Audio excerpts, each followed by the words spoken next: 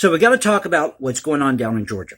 And I'm sorry, folks, but after looking at this surveillance video, you cannot tell me there was no fraud committed in this election. This is a clear-cut case of fraud. We have these people, there were 4 poll workers on videotape who were counting ballots half an hour or so after they told everybody else they could go home because they were finished counting for the day.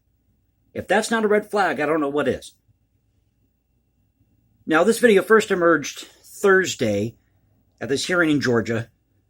Giuliani was there, the Trump legal team, all these state officials. And one of these Democrat representatives, she was all up in arms. Well, good. We know you guys cheated. You Democrats just need to come out and say that you cheated. You're proud that you cheated. Have some guts. Have some balls. Seriously, come out and say that you cheated and you're proud that you cheated because you want to get rid of Trump at all costs. But they won't do that because they have no guts, they have no balls. So according to this video, at 8:22 in the morning, you can see people setting up these tables. And at one of these tables, it had a black tablecloth over it. At some point, now I don't know if this is on the video or not, but somebody put 4, possibly 5, either suitcases or shipping containers underneath of this table. And they did not pull that out until after 10:30 at night when they were counting these ballots. So my first question is, why weren't these suitcases or containers, if they contained ballots, why weren't they pulled out during the day when everybody was around? It's supposed to be an open, fair, free election, right?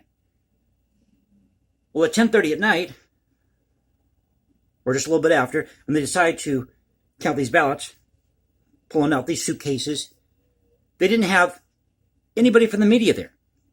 Nobody from the opposite party was there. And the only way that these Republican poll watchers found out that they were counting past 10:30, and they stopped, I think, about 1 or so, is because they came back around that time, around 1 o'clock or so, and they heard from somebody in the media that, yes, they were still counting. Now, something else that doesn't add up here is this whole business about this water main break. Folks, can I tell you something? Take it from somebody who has experienced this. Whenever you have a pipe burst in your apartment or at work or what have you, and you're in an area that has carpet, and this room where they were counting the ballots is carpeted, it's going to take probably a good 4 or 5, possibly 6 days, maybe even a week for that carpet to fully dry. You don't want any mold forming in the carpet. So if you have a water main leak, you have to take care of it right away. And according to Channel 11, I think Channel 11's in Atlanta, they were saying that there was a 17-hour gap between the water main leak and when they were counting these ballots. Well, as it turns out, it was actually a leaky toilet in a different location. So if they did have a water main leak, why didn't you move everything to another room? And wouldn't some of those ballots be damaged? Yeah, they would. Because what would happen is that water would come through the tile and flood down onto the tables, onto the floor. That's exactly what would happen. So you'd have all these ballots ruined. The carpet would be a mess. And it would probably take, like I said, good 4, 5, 6, possibly, or 4, 5, 6 days, possibly a week, for that carpet to fully dry. I've experienced this, where we had to replace a pipe in my apartment. And I live in a small apartment. So you can imagine a large room, how much longer it would take for that to dry. Get some fans in there, what have you.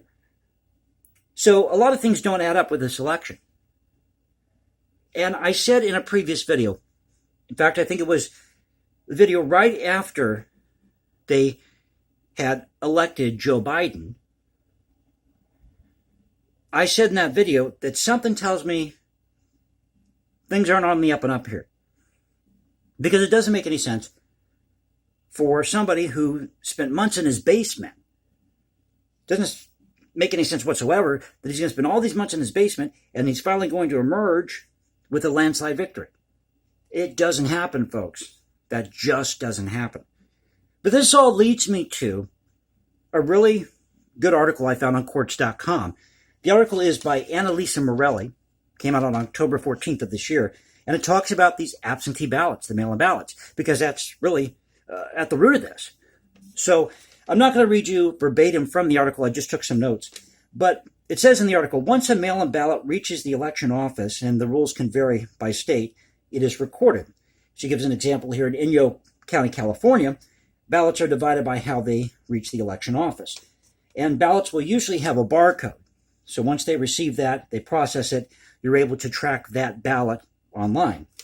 Now, in most states, signatures and addresses are checked when the ballot is received, and this appears on the outer envelope that has an anonymous envelope inside. So you get this envelope that's got all your information on the outside of it, or you fill it out, and on the inside is an anonymous envelope, and inside of that should be your ballot.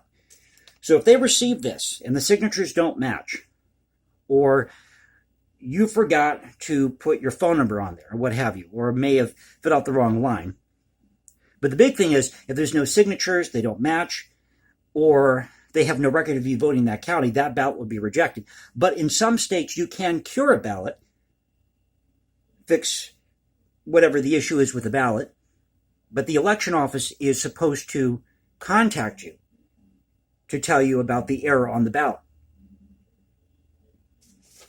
And this is supposed to be, as this article goes on to say, an open, fair process. So you have people from both parties there, you have observers, and you have the media there. And the article also goes on to talk about how after the election, these ballots are kept for 22 months in a government building under lock and key, and at that time they can be destroyed or disposed of.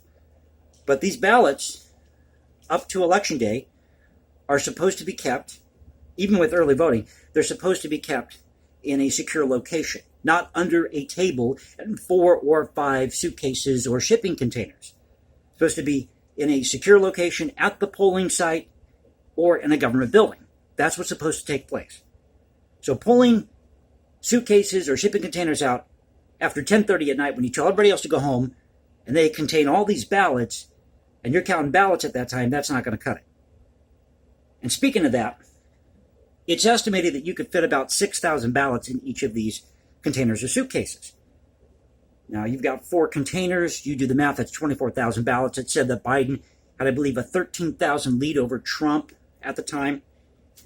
So let's assume that those 13,000 votes came from that 24,000 ballots.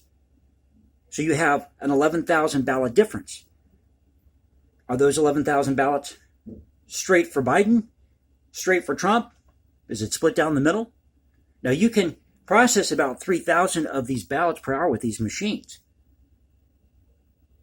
But wouldn't it make more sense if you have all these ballots that you'd pull out these suitcases during the day when everybody is around? You have more people that can help you process these ballots, but you've got 4 people. Now, they're saying that one of those people was a supervisor. I don't buy that. But you have all these people around you who can help process all these ballots, get it done in a far more efficient amount of time. So why did they feel the need to leave these under the table? Who put them there? How did they get there? Who transported them there? So a lot of questions, but this is a really good article. Check it out. Once again, by Annalisa Morelli from Quartz.com, talking about these absentee or mail-in ballots. And there's also an article here from Fox News, and this is entitled Trump Files Latest Lawsuit in Georgia Challenging Election Results. It's by Paul Best, came out the 4th. And the lawsuit alleges, now this isn't in quotes, but I put this in quotes, demonstrable incidents where Georgia's election laws were violated, and this is in quotes, thousands of times. Now this is what the lawsuit says. Quote, due to the significant systematic misconduct, fraud, and other irregularities occurring during the election process, many thousands of illegal votes were cast, counted, and included in the tabulations from the contested election for the office of the President of the United States, thereby creating substantial doubt regarding the results of that election. But according to Gabriel Sterling, who is supposed to be the Republican voting system implementation manager, whoever the hell that is, or whatever that means, for Georgia, she tweeted Friday that state election officials, that they took a look, or their investigators took a look at this footage. Well, first of all, and they claim that they took a look at 90 minutes of tape. Well, actually, the footage is between 14 to 22 hours. And you should have had outside investigators coming in to take a look at this. not your own people. Folks, things are not on the up and up here. And we've got to do our best to preserve our election system in this country. We have to protect our elections. It's one of the founding principles of this country. A country for the people, by the people, elected by the people. And part of that is having free, fair, and open elections. So I'm going to plead with you, if you know anything, and I've said this in a video before, if you know of anything that was not on the up and up, you need to come forward and say, yeah, I saw this. You need to show us hard evidence. Just don't come out to say it because you want to get 15 minutes of fame or what have you. But this gentleman who had these ballots being transported from one state to another, that doesn't fly. And it's against the law. A lot of people are saying, oh, these people are lying who gave these affidavits. Well, first of all, with these affidavits, you're saying that you're going to tell the truth here under penalty of perjury. So you have a sworn affidavit. Perjury is a crime. You can go to prison for committing perjury. But, like I said, you can't tell me there was no voter fraud in this election, folks. Because I know there was. And the reason I'm doing this video today is because I believe in, as I've said many, many times, the main focus of the video, or the series rather, is preserving our history, our culture as Americans, but also our history and culture as Western civilization. Bringing to light great music by lesser-known composers. We don't want to end up like the authors in Cuba that were having their books banned and burned by Castro. We don't end up like Shostakovich in Russia. They were censoring his music. We don't want that happening here. And in those type of countries, guess what? The dictator votes himself in.